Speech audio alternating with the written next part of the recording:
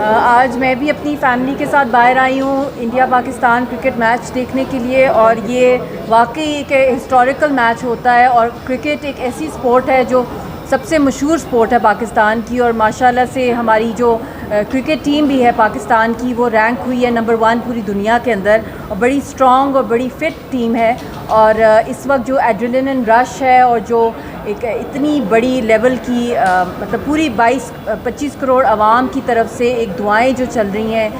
چاہے وہ پاکستان کی عوام ہو، چاہے مقبوضہ جموں کشمیر کی عوام ہو، اس میچ کو مطلب یہ انڈیا پاکستان کی جنگ سے بھی بڑھ کے لیا جاتا ہے. اور اس کے اندر جو تھرل ہوتی ہے، جو اس کے اندر ایک ہیلدی ایکٹیویٹی ہے اسپورٹس مین اسپرٹ کی، جو اور بھی سکھایا جاتا ہے، اور اس کے اندر بہت میچورلی پاکستان کی پبلک بھی اس کے اندر پارٹیسپیٹ بھی کرتی ہے، دعائیں بھی ہوتی ہیں، اور اس کے ساتھ ساتھ جو سب کے جذبات ہوتے ہیں وہ عروج پر ہوتے ہیں. تو یہ ایک واقعی ایک بڑا ہی ایک ہم سب کے لیے ایک بہت ہی ایک تھرلنگ میچ ہوتا ہے. اور ابھی بھی جو اس میچ چل رہا ہے، بیچ میں تھوڑی سی بریک بھی آئی ہے بارش کی، مگر بہت اچھا کھیل رہے ہیں، اور I am very proud of our cricket team. اور اس کے ساتھ ساتھ میں یہ بھی میسیج دینا چاہوں گی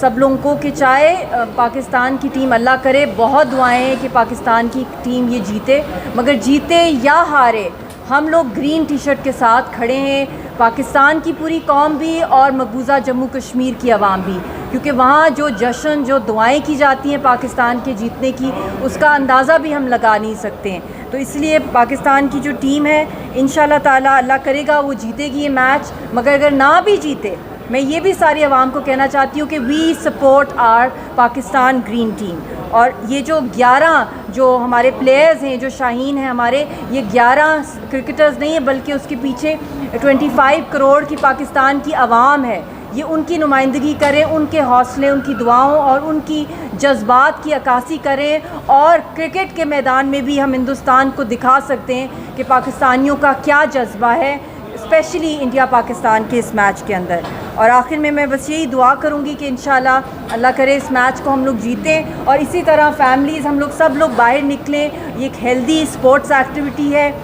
اور اس کے ساتھ ساتھ یہ ایک جو انڈیا پاکستان کا میچ ہوتا ہے، اس کے اندر اور بھی زیادہ دنیا کو پتہ چل جاتا ہے کہ کتنے جذبات ہیں پاکستان کی قوم کے، کشمیریوں کے ساتھ، اور انڈیا کا مقابلہ کرنے کسی بھی انٹرنیشنل فرنٹ پہ، چاہے وہ سپورٹس کا مقام ہو، چاہے وہ کسی بھی فیلڈ ہو دنیا کے اندر. جب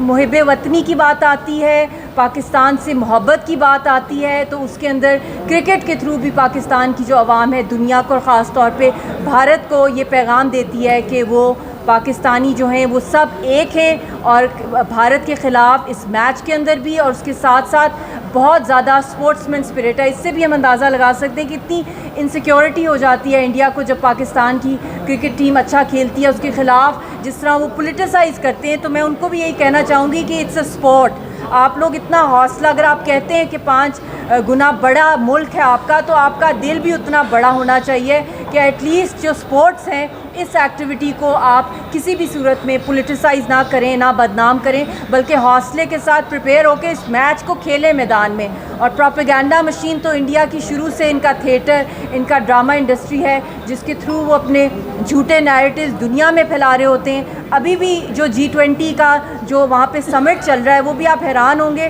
کہ وہاں پہ کسی بھی انٹرنیشنل ہیومن رائٹس کی آرگنائزیشن کو انہوں نے نہیں بلایا وہاں پہ. اور انہوں نے وہاں پہ جتنے بھی ہیڈ آف دا اسٹیٹس آئے ہیں، جتنے بھی ان کے سلمز ہیں انڈیا میں سب سے بڑے غربت کے سلمز ہیں، ان کے آگے بھی انہوں نے جس طرح بیریکیڈز لگا دیے. تو یہ ہر چیز کے اوپر پردہ ڈالتے ہیں جو ان کی اصل چہرہ ہے دنیا کے سامنے. تو I think at least sports کا جو میدان ہے اس کے اندر فیئر پلے ہونا چاہیے، اور سب کو موقع دینا چاہیے کہ وہ کھل کے اپنے جو جذبات ہیں، چاہے وہ کشمیری قوم کے جذبات ہیں پاکستان کے حق میں، ان کو بھی ایک کرفیو کی صورت میں اس وقت بند نہیں کرنا چاہیے، کیونکہ وہ سب اس وقت جو ہے پاکستان کی سائڈ پر ہیں. ہر دفعہ جب بھی انڈیا پاکستان کا میچ ہوتا ہے، ان کو بھی یہ اجازت دینی چاہیے کہ وہ اپنے جو جذبات ہیں ان کا ایٹ لیسٹ کرکٹ کے تھرو اپنے جذبات کا جو وہ اظہار کریں. بہت بہت شکریہ. آپ کیا کہیں گے، انڈیا پاکستان کھیلنے نہیں آتا، کس ڈر کی وجہ سے کھیلنے نہیں آ رہا پاکستان؟ دیکھیں، ان کے یہ جھوٹے پروپیگنڈا چلتے رہتے ہیں پاکستان کو بدنام کرنے کے لیے. ابھی بھی جو بائیڈن اور مودی کی جو پریس کانفرنس ہونی تھی جوائنٹ G20 میں، وہ نہیں ہوئی. وہ اسی لیے نہیں ہوئی کیونکہ منی پور کے اندر جو کچھ بلڈ بات چل رہی ہے، جو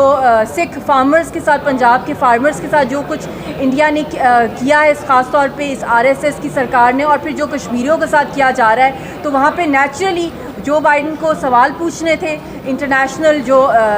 جرنلسٹ ہیں کہ ہیومن رائٹس کی سچویشن کیا ہے. اور G20 کا بھی ایک سیریمونیل ڈیکلیریشن ہوئی ہے، اس کے اندر بھی جو EU کے جو ریپرزینٹیوز ہیں، ہائی آفیشلز ہیں، انہوں نے بھی یہ کہا ہے کہ یہ صرف ہم لوگوں نے یہ ڈیکلیریشن اس لیے کروائی ہے تاکہ اس کی ایک لپ سروس رہے اور ایک سیریمونیل طریقے میں G20 چلتی رہے. مگر پریکٹیکلی دیکھا جائے نہ وہاں پہ چائنا تھا، پھر اس کے بعد ہیومن رائٹس کے ایلیمنٹ کو بالکل نگیٹ کیا گیا، پھر اس کے بعد یوکرین رشیا کے بارے میں. تو اس لیے یہ جو ان کو گھبراہٹ جو رہتی ہے انٹرنیشنلی بھی، کیونکہ میرٹ پہ ان کی کوئی بات پوری نہیں ہوتی. اسپیشلی اپنا خود انہوں نے جو نام بھارت چینج کیا ہے وہ بھی انہوں نے اپنے پارلیمنٹ سے اپروو تو کرایا ہی نہیں ہے، تو وہ اس کو پہلے ہی انہوں نے ہر جگہ پہ نشر کر دیا ہے. تو ہر لحاظ سے ان کا، چاہے وہ پاکستان کی کرکٹ ٹیم سے خوف ہو،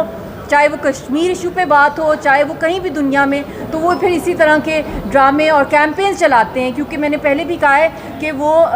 تھیٹر میں، ڈرامہ میں ان کو کوئی بیٹ نہیں کر سکتا، تو وہ اسی تھیٹر ڈرامہ کی اسٹریٹجی لے کے پوری دنیا میں ایک مارکیٹنگ کرتے ہیں. اچھا میڈم، ایک مقبوضہ کشمیر کے کھلاڑی امان ملک، ان کو موقع نہیں دیا جا رہا، کیا وجہ ہے کہ اتنی نفرت ہے انڈیا کو کشمیریوں سے؟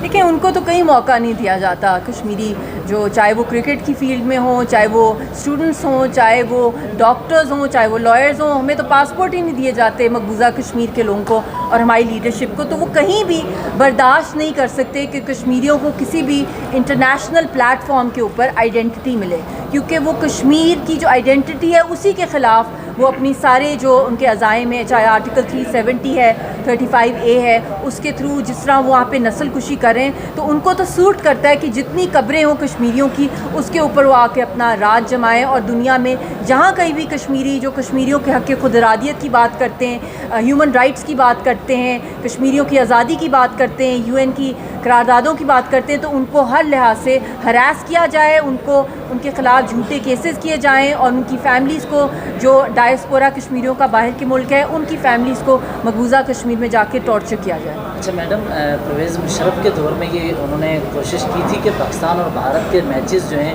وہ مظفر آباد میں بھی ہوں، سری نگر میں بھی ہوں، تو اس سے